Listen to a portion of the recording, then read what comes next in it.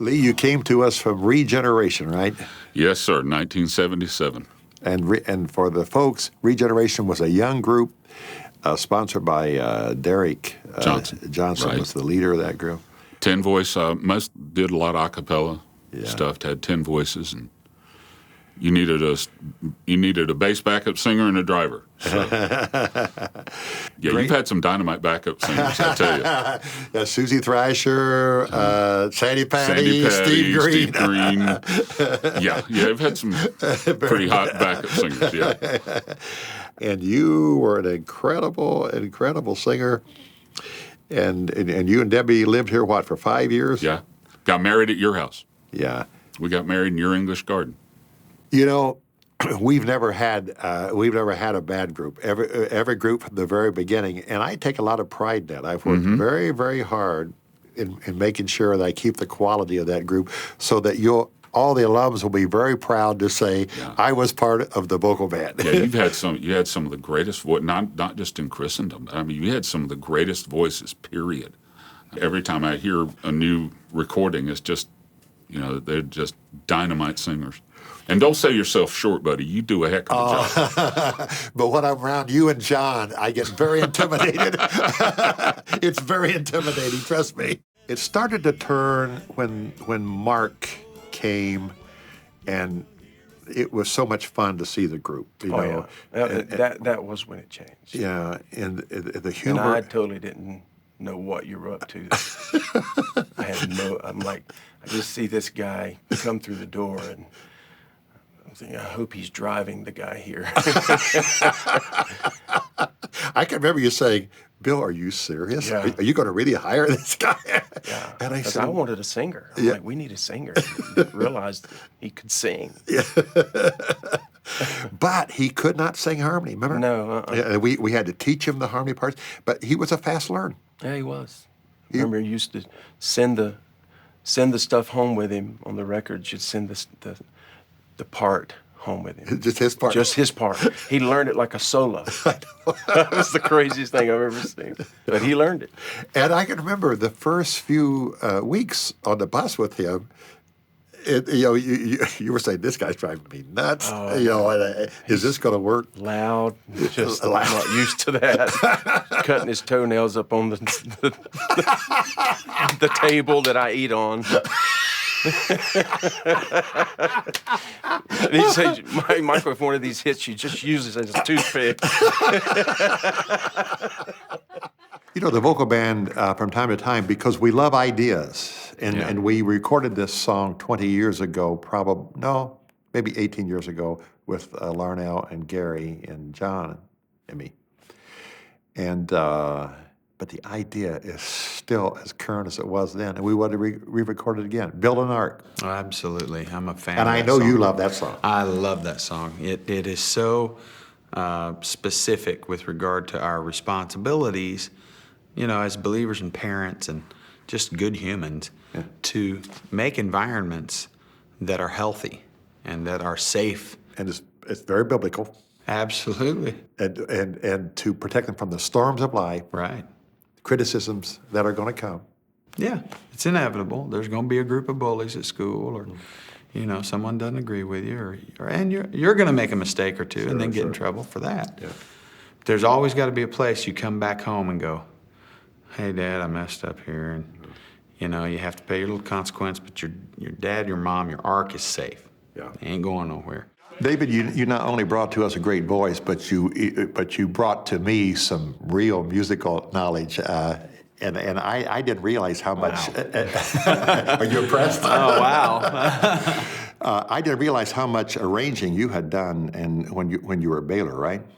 I did, and one of the things that I remember most is we were, as a group, we would always, when we were in a certain place, we would jump in a car and we'd go to eat, and we were talking one day about the vocals, and we were singing parts in the car like we always did, and I moved off the one.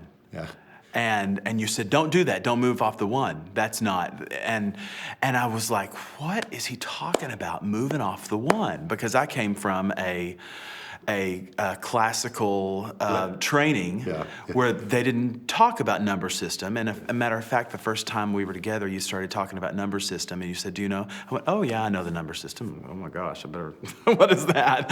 And so I picked up on it really quickly. But you really helped me in those early days. I've never told you this before, but be able to talk about musical theory in layman's terms, in terms that people would understand. And it was in that same conversation you said, "Don't move off the one." And I was like, "What are you?" And it hit me. I said, "You mean parallel fifths?" Yeah. You know, do you remember that Yeah, kind of? yeah. So you mean parallel fifths? Oh, I get it now. So that's like Bach would compose, you know? That was a moment for me that it hit me. I go, okay, I can kind of take what I've learned in school that I really had a hard time applying, and apply it here and help kind of, you know, mold who I am, and take you and the way that you would say things and kind of go, wow, it was really all fit together, you know, when the puzzle pieces fit together from different things. I've always loved a cappella stuff. I grew up in the 50s where I would hear Norman Luboff and Fred Waring Chorale and those great groups who would do it a cappella. And in all fairness, gospel quartets did some a cappella in the early days. But the vocal band started doing, what was the first one we did? Star Spangled Banner was the first one we did. Was the first a cappella. That's right. Russell Malden arranged that, and we had and it was a wonderful arrangement. Oh, yeah. We had so much fun singing that, and we had so much fun that we said, let's try some more of that. Well, and honestly, yes, he arranged that and did an incredible job, and I was standing back going, I wanna try. throw me into that briar patch. Put me in the game. and Oh Love That Will Not Let Me Go was probably the first one that we did, right? That's right. Yeah, my first vocal arrangement I did, I was in college, and I think out of frustration, it was really hard and hard to do. And from that point on, I really fell in love with it. I fell in love with those harmonies and being able to go different directions and surprise people, and the different colors and textures you could paint with just voices alone. So the chance to bring that to the vocal band was just it was a dream come true. These songs remind each other of what's true. Sometimes we try to, I don't know what we do. We fool each other. We pretend. We sometimes even tempt each other. Mm-hmm. I have a story with John. I remember he lived across the street from me. And one day I saw a truck pull up to his house, and they delivered a huge mattress to his home. And I walked over and said, "What is that?" He goes, "This is a pillow top mattress." And I said, "Wow." He said it was $1,200. I said, "Well, my goodness. You know, I'd never bought an expensive mattress before." And so I'm anxious to see, well, how does this thing work? So the next day I called him and said, "How was the mattress?" He goes, "Oh, it was the best night's sleep I've ever had." And I started thinking about that mattress. Well, I went out and bought the same mattress, thinking this mattress has actually brought joy to his life. You know, it has improved his happiness. And I look back and I see that's been over and over an occurrence of my life. You know, you look at someone, you think, this is what's really brought them happiness. This is going to do it. This will do it. And it doesn't do it. And I still have the same mattress today. I mean, after all these years, just because now I'm too cheap to go, you know, buy another one after I spent that much money on a mattress. But we tempt each other with, you know, this really made me happy. This really, and it doesn't. Yeah. And so if we tell each other the truth, and that's what these songs are doing. Yeah. I mean, these songs we're singing are reminding each other, this is what matters. Yeah. And this ain't it. This ain't it, yeah. Well, this is going to be a wonderful day because of some flawed artists have found grace in the eyes of the Lord, right? That's right. Yeah, and I'm the main one. I'll call myself the chief flawed artist who's found grace. People do not understand how tough it is for a male singer to sing up in that alto range night after night after night. And David, let me say this before all these folks, I saw you do it every night, and with the exception of one night 8 years on the road. You'd have to remember that one. But one night you said, Bill, I have no voice left. Well, in all fairness, there were other nights that I kept it to myself and thought, I'll keep my fingers crossed and see it. Because, you know, it's honestly, in the vocal band, the way, you know, the way it was and still is, you know, when I was in the group, it becomes athletic. Yeah. There were times when, you know, I had to begin looking at my voice like a runner would look at his legs and his feet, you know. As the best runner with the best form sometimes is going to pull something and going to have to go to a coach and get some help. And it's very much like that. It's very athletic. We don't just sing in a very comfortable range all the time. Nobody in the group does, you know. It's everyone is pushing to the taxing parts of their voice all night long. My taxing part is higher. You know, my money notes are higher. That's what we call them. And so to stay on there like the arrangements would require, I mean, it is taxing, and you've really got to pay attention because sooner or later, even doing your best, you're gonna trip and pull something, and so.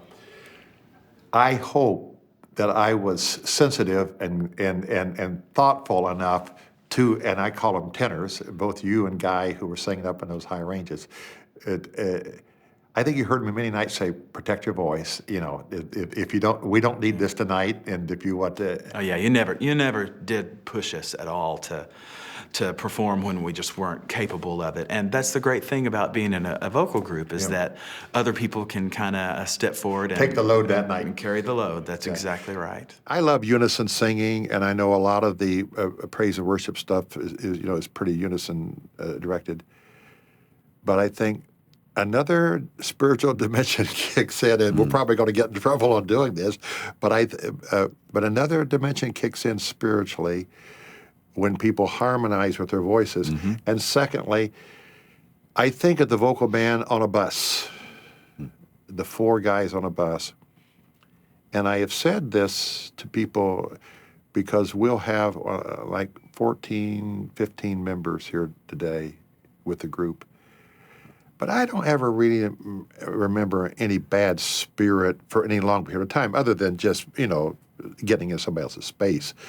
But I never remembered any bad spirit on the bus with the guys. I mean, we all had fun together. Yeah, it was a great time.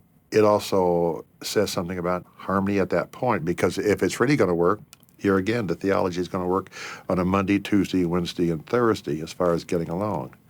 I think that credit in that respect goes to you. You've always been a real open and generous kind of guy, and people are around you because they like you, like being around you, and like what it is that you bring. You know, you were never when I was in the vocal band, you were never like demanding of the spotlight or whatever. You were there just to win and to help people have a good time and to say the things that you and Gloria felt were really important. And there was a real family sense in that. I really came into my own during those days. I remember there was a point at which I walked out on stage and I was totally comfortable. And it wasn't because I'd sung enough, it was because, that you believed in me, that you trusted me, that you loved me, that you cared. I mean, sometimes I'd say some crazy thing or whatever, but you always loved me, put your arm around me. And I felt family. What was the first vocal band that you knew, and who were the singers? And First thing that I heard was Lord of Hosts, so I guess that would be the One by One records. That'd be Michael, you, Gary, Larnell. Did you like that cut? Oh yeah, I loved it. And I was going to Anderson at the time, and honestly, before I came to Anderson, if I knew the name Bill Gaither, it was Bill Gaither, Martin Luther, Fanny, somebody that was in the hymnal. I didn't, even though I grew up in the Church of God, Anderson movement thing, I really didn't know. You didn't know that Bill Gaither was cool. I didn't know Bill Gaither. I didn't know Bill Gaither was alive. But then I came to Anderson, and that was my first introduction to the vocal band. But I really started getting into the vocal band with the Southern Classics. record. I loved that stuff. I've had people ask me from time to time, who was your favorite group? Which combination was your favorite? And I say the same thing to them as I say to my songs when they ask me about my songs. What's the favorite song that you've ever written? I say, they're all my kids. I'm proud of every one of them. And they all had something special that maybe another group did not have. But I would also say that about the present group. Wes is special, warm heart. Guy, of course, is Guy. Oh, yeah. And I have to say, Marsh, your performance on this new project, Home of Your Dreams and When I Cry, is about as good as I think the vocal band can get. And the great thing about this group, even though we sang a lot of the same songs every night, told basically the same jokes a lot every night, the spirit would hit on different songs. None of that was ever the same. It would just depend. And to see that kind of reality in the room there today makes me feel good about those guys. Because the bottom line still yet for all of us, God make this thing real. Real, that's right. Transparent and real. I mean, that's what we're supposed to be. We're not supposed to, I think that's one of the most negative things that could be said about you is if any of the terminology that would make you look like you were a fake. Yeah.